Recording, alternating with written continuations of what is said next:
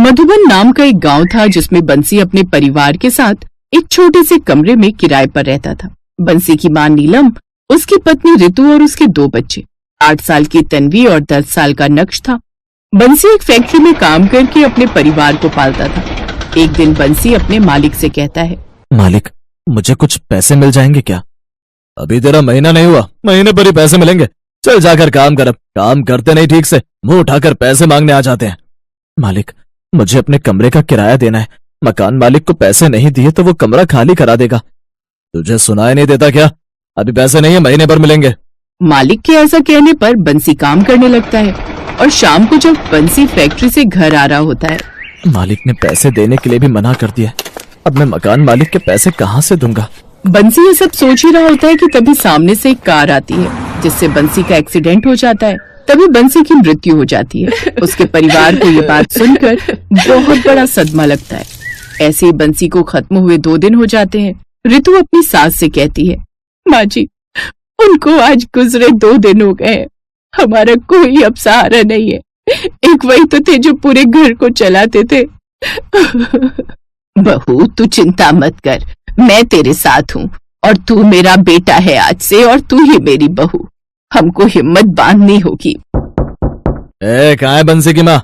ला चल, मेरा किराया निकाल। 4 महीने से रोका हुआ है। भाई साहब, अभी तो मेरे बेटे की चिता भी ठंडी नहीं हुई है। हम तुम्हें किराया कहाँ से देंगे? तुझे कुछ नहीं पता, मुझे मेरा किराया दे निकाल कर, वरना कमरा खाली कर मेरा। हम पर दया कीजिए आप। हमारे सर से आदमी का साया तो चला ही गया है। कम से कम हमारे सर से छत मत छीनो। रामू को किराया न मिलने पर वो सबको धक्के मार कर घर से निकाल देता है और बंसी का परिवार सड़क पर आ जाता है। माँ जी, अब हम कहाँ जाएंगे? हमारे पास तो पैसे भी नहीं है और कोई जगह भी नहीं है जहाँ हम लोग रह सके। बहू, हम अपने वीरपुर गांव चलेंगे। वहाँ हमारी एक छोटी सी झोपड़ी है, हम उसी में रह लेंगे। सास के कहने पर रितु अपने बच्चों को लेकर और अपना जरूरी सामान लेकर वीरपुर गांव आ जाती है और अपने परिवार को लेकर उसमें रहने लगती है। माँ, मुझे बहुत तेज भूख लग रही है, मुझे कुछ खाने के लिए दो ना माँ। तन्वी को भूख से तड़पता देख रितु की आंखें नम हो जाती हैं।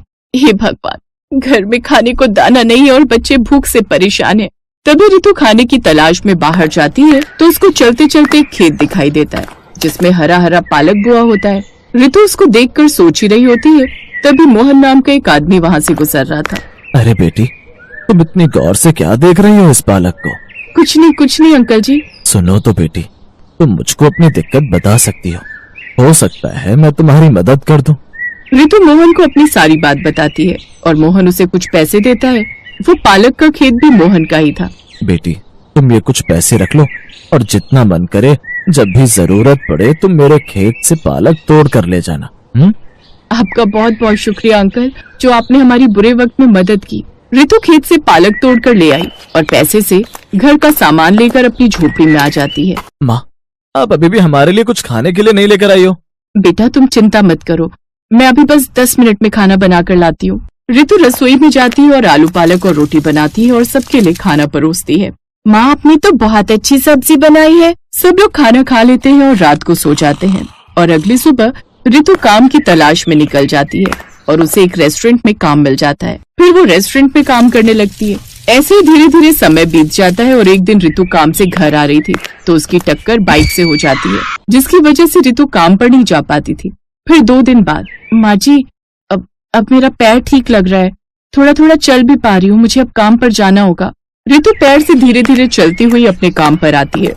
सुनो रितु, अब तुम यहाँ काम नहीं कर सकती। मैंने तुम्हारी जगह कोई नया लड़का रख लिया है और ये लो तुम्हारे पैसे, जितने दिन तुमने काम किया था। रितु मुंह लटकाकर अपने घर वापस आ जाती है और सारी बातें अपनी सास को बताती है। फिर रितु को जो मालिक ने पैसे दिए थे उसको अपनी सास को देते हुए बोली, माँ, इन पैसों से घर का सामान ले आना, फिर मैं खाना बना लूंगी। ठीक है बहू। सास दुकान पर जाती है और घर का सामान ले आती है। फिर रितु सबके लिए दाल चावल बनाती है। थोड़ी देर बाद सबको खाने के लिए परोसती है। तभी तन्वी कहती है, माँ, आपने सिर्फ दाल चावल बनाए हैं, मुझे तो दाल चावल खाने का बिल्कुल मन नहीं है, मुझे कुछ तो अच्छा बनाकर खिला दिया करो। बेटा, तुम अभी यही खा लो, मैं शाम को तुम्हारे लिए कुछ अच्छा सा बना दूंगी। तन्वी दाल चावल खा लेती है। फिर रितु शाम को खाना बनाने के लिए सोचने लगती है कि आखिर वो तन्वी के लिए कुछ अच्छा क्या बनाए। तभी रितु को याद आती है, अरे क्यों ना आज मैं पालक पत्ते के चाट बना दूं जो मैंने रेस्टोरेंट में सीखी थी। जल्दी से बना देती हूँ, मेरे बच्चे भी आज खुश हो जाएंगे। रितु जल्दी से पास के खेत में से पालक तोड़कर लाती है और आकर पालक के पकौड़े बनाकर उनके ऊपर थोड़ी सी दही डाली और हरी चटनी बनाकर डाल दी। कुछ मसाले डालकर पालक पत्ता चाट तैयार कर दी। माँ जल्दी से दो ना टेस्टी टेस्टी जो आप बना रहे हो। हाँ बाबा लाई अभी। तभी अंदर से रितु पालक पत्ता चाट बनाकर लाती है। माँ जी और बच्चों, पालक पत्ता चाट खाकर बताओ कि कैसी बनी है। सब लोग पालक पत्ता चाट बहुत शौक से खाते। सच में बहू, पालक पत्ता चाट बहुत लाजवाब बन रही है, पर ये तो बताओ तुमने ये सीखी कहाँ? माँ जी, जब मैं रेस्टोरेंट में काम करती थी ना, बस वहीं पर सीखी थी। माँ, अब तो हमें आप रोज पालक पत्ता चाट ही बनाकर खिलाना। ये बात सुनकर तभी सास सोचकर बोली, बहू तुम्हारी अभी पैर में भी दिक्कत है, जिससे तुम बाहर अंदर जाने में भी दिक्कत होगी। क्यों ना तुम तब तक अपना एक पालक पत्ता चाट का ठेला लगा लो। माँ जी, वैसे आप ठीक कह रही हो, जब तक कोई काम नहीं मिल रहा है मैं तब तक ठेला ही लगा लेती हूँ। सास के कहने पर रितु एक किराए पर ठेला लेती है। पास में ही ठेला लगाकर उस पर पालक पत्ता चाट बेचने लगती है और ग्राहकों को बुलाने के लिए आवाज लगाती है, पालक पत्ता चाट ले लो, पालक पत्ता चाट एक बार खाओगे तो बार बार खाओगे। काफी देर हो गई थी और अभी तक रितु के पास कोई ग्राहक नहीं आया था। ये सब कुछ देखकर रितु निराश होने लगती है। काफी इंतजार करने के बाद एक ग्राहक रितु के ठेले पर आता है और बोलता है, अरे बहन, ये पालक पत्ता चाट कैसी होती है? लो मुझे भी जरा पालक पत्ता चाट खिलाओ। रितु ग्राहक को पालक पत्ता चाट बनाकर देती है और जैसे ही ग्राहक पालक पत्ता चाट खाता है तो कहने लगा, अरे वाह, तुम्हारी पालक पत्ता चाट का स्वाद तो बड़ा ही अच्छा है, लेकिन तुम्हारी दुकान पर ग्राहक बहुत कम आते हैं। मेरी एक सलाह है, हमारे गांव की एक फैक्ट्री है और मैं वहीं पर काम करता हूँ और दोपहर के समय काफी लोग वहाँ बाहर खाने आते हैं। अगर तुम ये पालक पत्ता चाट का ठेला वहाँ पर लगाओगी तो तुम्हें वहाँ बहुत सारे ग्राहक मिल जाएंगे। रितु ग्राहक के कहने पर अपना ठेला फैक्ट्री के आगे लगा लेती है और दोपहर के समय जब फैक्ट्री का लंच होता है तो रितु के ठेले पर भीड़ लगनी शुरू हो जाती है और अब खूब कमाई करने लगती है। अब वो सब लोग खुशी खुशी रहने लगते हैं।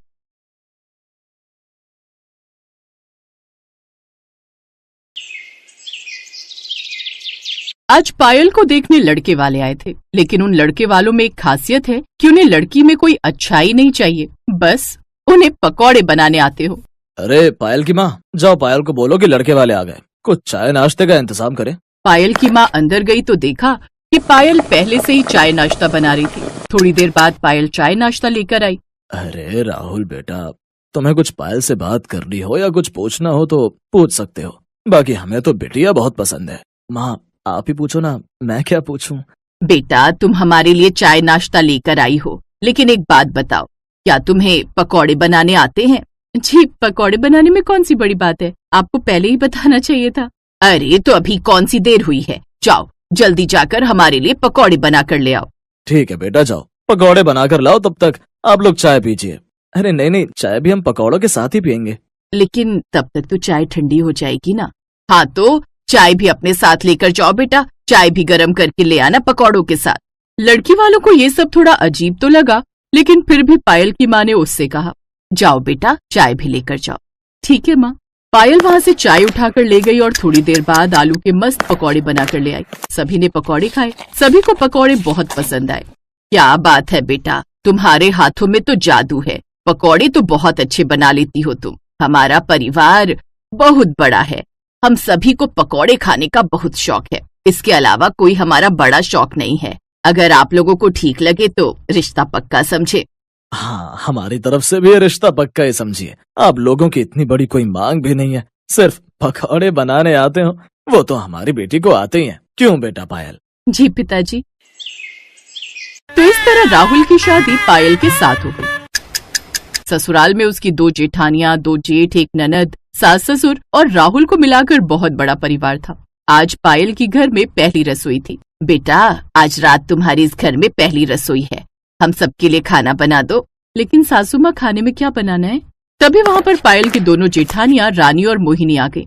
सासू माँ, आपने देवरानी जी को बताया नहीं क्या? देवरानी जी, तुम मेरे लिए प्याज के पकौड़े बना दो और कुछ नहीं। और देवरानी जी, मेरे लिए बैंगन के पकौड़े बना देना, जिन्हें खाकर मजा आ जाए। बेटा, मेरे लिए पालक के पकौड़े बना देना। बहू, मेरे लिए मूली के पकौड़े बना देना, सारा सामान तुझे किचन में ही मिल जाएगा। और हम तीनों भाइयों के लिए जो तेरा मन करे उस चीज के पकौड़े बना देना, हम लोगों की कोई डिमांड नहीं है, हाँ, बस पकौड़े होने चाहिए और वो भी स्वादिष्ट। लेकिन भाभी मेरी तो एक डिमांड बहुत बड़ी रहती है। आपको अपनी छोटी सी प्यारी सी ननद की डिमांड माननी ही पड़ेगी। मेरे लिए आप पनीर के पकौड़े बना देना। लगता है इन लोगों ने कभी जिंदगी में पकौड़े ही नहीं खाए। क्या सोच रही है बहू, तुझे कोई दिक्कत है क्या?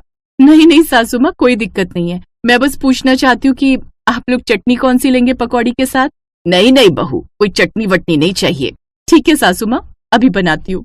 पायल किचन में गई और पकौड़े बनाने लगी। पहले तो उसे लगा कि पकौड़े जल्दी से बन जाएंगे, लेकिन उसे अलग अलग प्रकार के पकौड़े बनाने थे, इसलिए उसे बहुत टाइम लग गया। किसी को पनीर के पकौड़े खाने थे, तो किसी को पालक के, तो किसी को बैंगन के। इस वजह से उसे तैयारी करने में ही 1 घंटा लग गया। फिर उसके बाद उसने पकौड़े बनाना शुरू किया।